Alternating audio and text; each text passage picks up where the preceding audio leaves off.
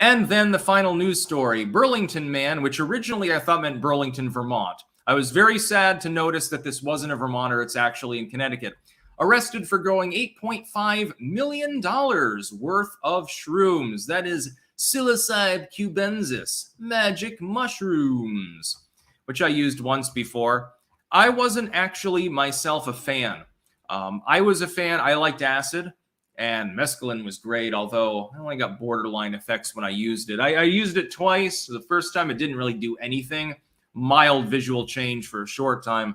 Second time, I felt like this tingling sensation up and down my spine that felt like I was being massaged, and it was absolutely glorious, but I didn't use quite enough because I always tended to be very cautious with my doses. Except, sadly, with psilocybin and later spice, of course, which is why I can't use drugs anymore. With psilocybin, I obtained some when I was at UVM, and I thought, okay, I've got a dose of mushrooms.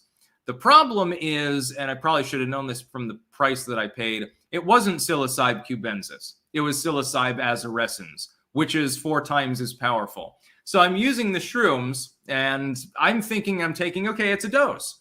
It's a mild dose. I'm going to get a little bit of a psychedelic trip. It's going to be fun for a few hours, and then I'll conk out and go to sleep. I'll watch a movie, and I'll play with the gelatinous ceiling and stuff, and then I'll conk out at some point.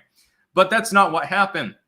Oh, yes, the ceiling did literally turn to jelly, and it was flashing colors and undulating. It looked like, I mean, literally, I'm looking at the ceiling lamp, and it looks like a little miniature sun, and it's surrounded by an entire galaxy of swirling liquid.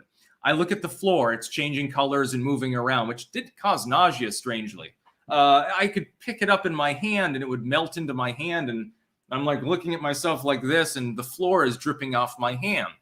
I saw myself surrounded with a crystal cathedral towering up into the heights, like the room disappeared, and all I'm seeing is this enormous crystalline structure. It's made of like the shiniest, like imagine like multifaceted diamonds and dew-covered spider's webs or something like that.